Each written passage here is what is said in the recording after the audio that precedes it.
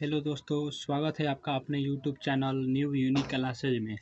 तो चलिए आज के वीडियो में हम लोग जानेंगे कल क्लास टेंथ के चैप्टर नंबर थ्री विद्युत धारा, जो कि क्लास टेंथ के साइंस का चैप्टर है, जो विद्युत धारा है। इसमें हम लोग बहुत ही महत्वपूर्ण ऑब्जेक्टिव को देखेंगे, 20 ऑब्जेक्टिव को देखेंगे।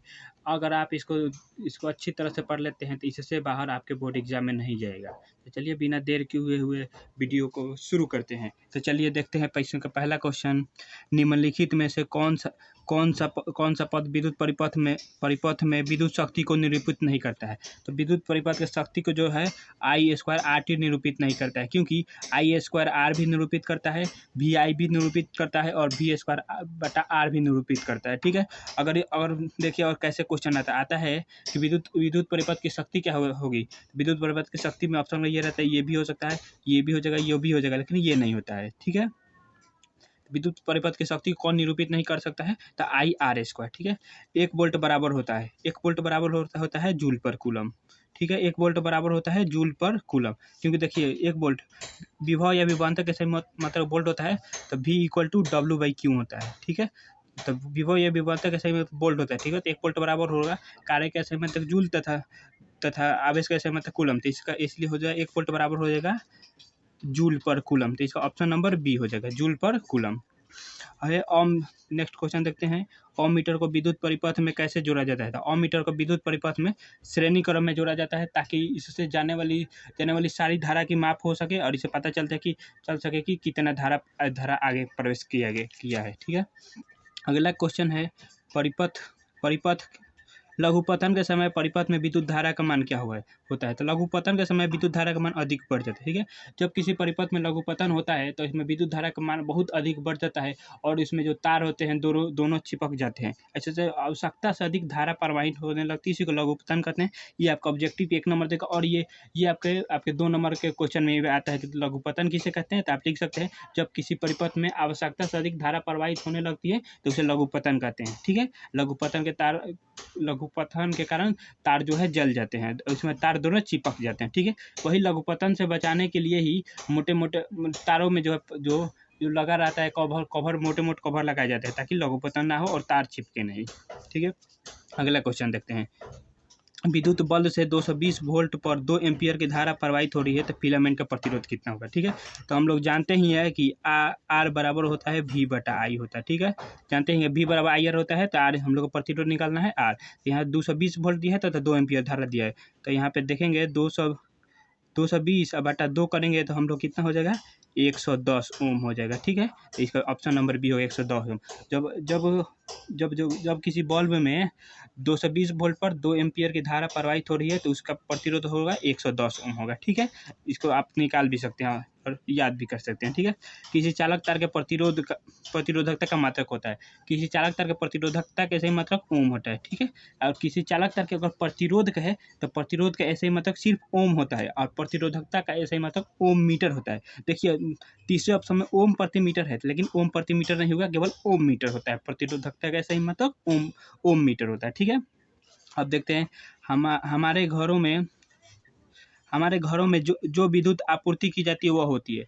हमारे घरों में जो विद्युत आपूर्ति की जाती है, मतलब कि जो हमारे घरों में जो है बिजली आती है वो क्या होती है, तो 220 वोल्ट की परावर्ती धारा होती है। मतलब कि परावर्ती धारा होती है जो 220 वोल्ट की होती है। 220 वोल्ट पर की दिष्ट धारा नहीं होती है, क्योंकि जैसे हम लोग जो इन्वर्टर लगाते हैं तो हम लोग वो इन्वर्टर है, वो जो लाइन सप्लाई देता है वो दिष्ट धारा देता है। तो 220 वोल्ट पर का होता है दिष्ट धारा। और जो बैटरी हम लोग डायरेक्ट अगर DC करंट देखेंगे तो 220 वोल्ट पर दिष्ट धारा देता है, मतलब 12 वोल्ट पर दिष्ट धारा हम लोग को बैटरी जो है डायरेक्ट देता है। ठीक है।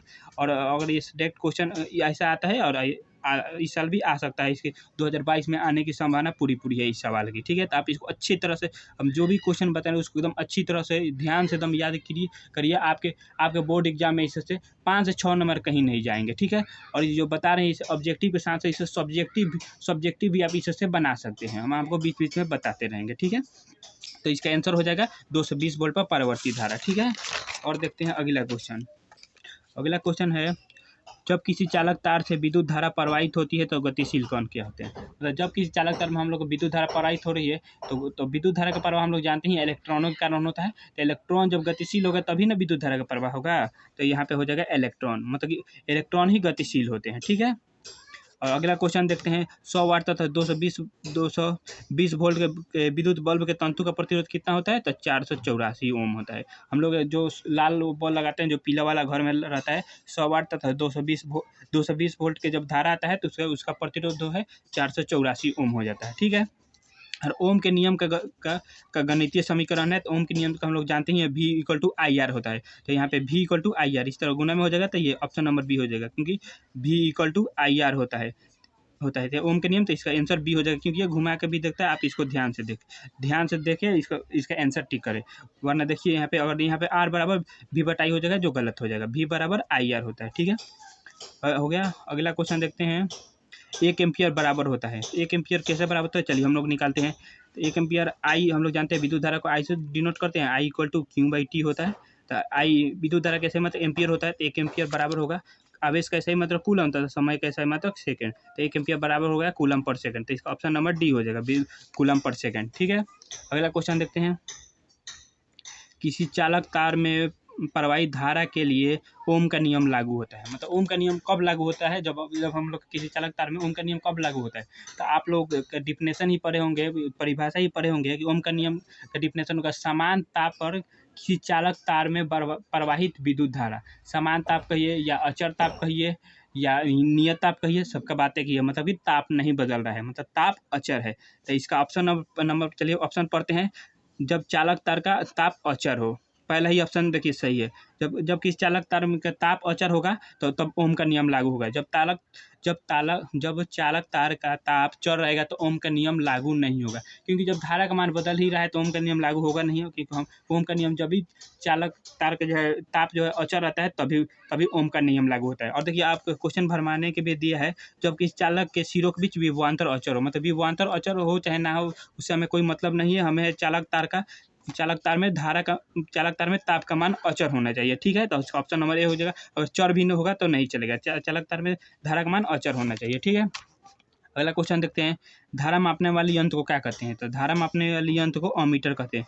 अमीटर जो है विद्युत परिपथ के श्रेणी क्रम में लगाया जाता है, इससे प्रवाहित होने वाली सारी धारा अमीटर से होकर गुजर सके और इससे माप की जाए। अगर अमीटर को अगर समांतर क्रम में लगाएंगे तो इससे धारा का माप नहीं हो पाएगा। ठीक है। तो यहाँ पे मूल क्वेश्चन है, हम लोग का मेन क्वेश्चन है धारा मापने वाले यंत्र को क्या कहते हैं। तो अमीटर कहते हैं। ठीक है। और अमीटर को किस क्रम में जोड़ा जाता है। तो श्रेणी क्रम में जोड़ा जाता है। ठीक है। अगला क्वेश्चन देखते हैं विभवांतर मापने वाले यंत्र को क्या कहते हैं। तो वोल्ट मीटर कहते हैं। विभवांतर मापने वाले यंत्र को वोल्ट मीटर कहते हैं। और वोल्ट मीटर को किस क्रम में जोड़ा जाता है। तो वोल्ट मीटर को समांतर क्रम में जोड़ा जाता है। ये भी आपके क्वेश्चन आता है, आप इसको याद कर ले। वोल्ट मीटर को समांतर क्रम में जोड़ा जाता है। ठीक है। और देखिए यहाँ पे क्वेश्चन आपको घुमाने के लिए वोल्टा मीटर दिया है। तो वोल्टा मीटर विभवांतर है, वोल्टा मीटर से नहीं मापा जाता है, वोल्ट मीटर से मापा जाता है। तो आप इसको ऑप्शन को ध्यान से देखकर आप ऑप्शन को टिक करें। ठीक है। वोल्ट मीटर होता है, वोल्टा मीटर नहीं होता है। और आप लोग जानते हैं ये अमीटर से विद्युत धारा मापा जाता है। अगला क्वेश्चन है शक्ति का सही मात्रक। हम लोग जानते हैं शक्ति का सही मात्रक वाट होता है। शक्ति का सही मात्रक वाट। ठीक है। शक्ति का सही मात्रक वाट होता है। ठीक है। हम लोग जानते हैं कि शक्ति को हम लोग P से सूचित करते हैं। P = W/T होता है। शक्ति बराबर होता है कार्य बटा समय। तो इसका सही मात्रक इसका हो जाएगा जूल पर सेकेंड, जिसे हम लोग 1 वाट कहते हैं। ठीक है।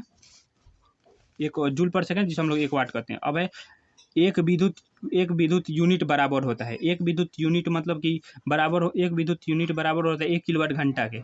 एक विद्युत यूनिट बराबर होता है 1 किलोवाट घंटा। हम लोग जैसे में कहते हैं अगर एक यूनिट जो है बराबर होता है 1 किलोवाट घंटा के बराबर होता है एक यूनिट, या इसको ये बराबर होता है ये 3.6 × 10⁻6 जूल के बराबर होता है। एक यूनिट बराबर होता है 3.6 × 10⁻6 जूल। या आपको देखिए आपको दूसरा ऑप्शन भी दे सकता है। अगर आप इसको 36 करते हैं तो 10⁻5 जूल हो जाएगा, क्योंकि देखिए इसका जीरो जो है एक और इसको इधर घसकाएंगे तो एक यहाँ से घात कम हो जाएगा, तो 36 × 10⁻5 जूल हो जाता है। लेकिन आपका ऑप्शन में रहता है 3.6 × 10⁻6 जूल। ठीक है। तो आप आप ये मार सकते हैं, या 1 किलोवाट घंटा बराबर होता है 3.6 जूल, या 1 यूनिट बराबर होता है, सब एक दूसरे के बराबर होता है, ठीक है। और इसका अगला क्वेश्चन है, विद्युत बल्ब में फिलामेंट बना होता है। विद्युत बल्ब के अंदर फिलामेंट जो है टंगस्टन का बना होता है।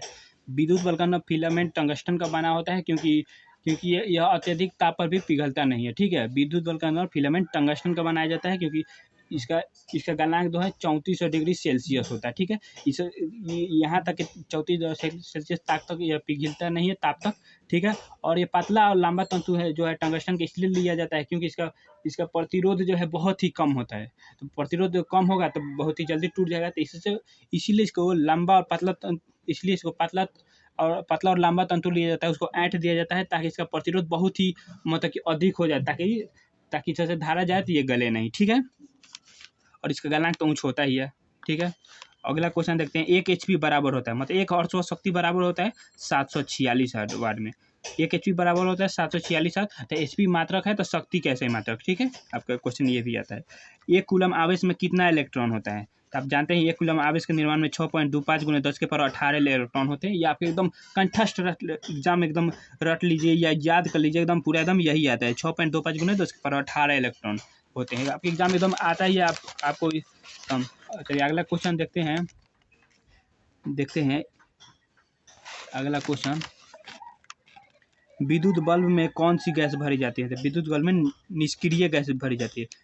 विद्युत बल्ब के अंदर हवा निकाल कर उसमें निष्क्रिय गैस कौन सी होती है, आर्गन और नाइट्रोजन। आर्गन और नाइट्रोजन निष्क्रिय गैस भरी जाती है। विद्युत बल्ब के अंदर हवा निकाल दी जाती है ताकि उसे जब इसमें विद्युत धारा प्रवाहित की जाएगी तो अगर हवा रहेगा तो वो टूट जाएगा, ऑक्सीजन से अभिक्रिया करके ऑक्सीकृत हो जाएगा और बल्ब टूट जाएगा और जलेगा नहीं। इसी उसके हवा निकाल कर उसमें निष्क्रिय गैस आर्गन और नाइट्रोजन जैसी निष्क्रिय गैस भरी जाती है। आज के वीडियो में बस इतना ही। अगर आप इसमें बताएं कि सारे वीडियो को अगर सारे क्वेश्चन को याद कर लेते हैं तो आपके एग्जाम में 5 से 6 नंबर कहीं नहीं जाएंगे, ठीक है।